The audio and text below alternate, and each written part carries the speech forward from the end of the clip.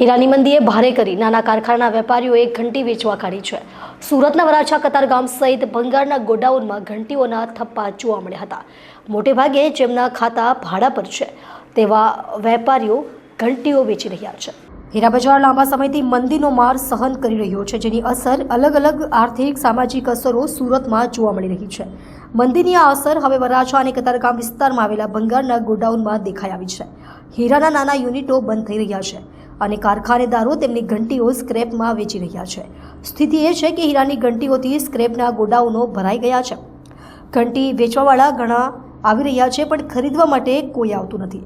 છેલ્લા કેટલાક સમયથી મંદીનો માહોલ ચાલી રહ્યો હોવાને કારણે નાના બધા યુનિટો બંધ થઈ રહ્યા છે, તો ઘણા બધા કારીગરોએ હીરાનો ધંધો છોડીને અન્ય જગ્યાએ રોજગારી માટેની તલાશ આદરી દીધી છે। કોઈએ નાના મોટા વ્યવસાય સ્વીકારી પરિવારનું ગુજરાન ચાલી શકે તેવી વ્યવસ્થા કરવા લાગ્યા છે।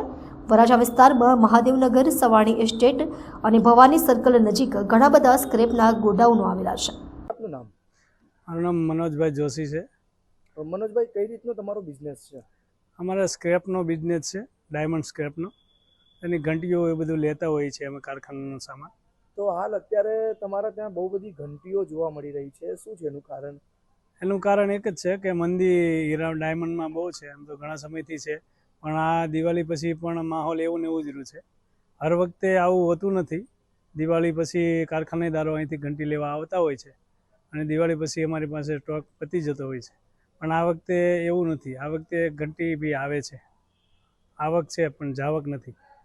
કેટલી હદ તક એ ઘંટીઓ આવી છે અને જતી કેમ હતી?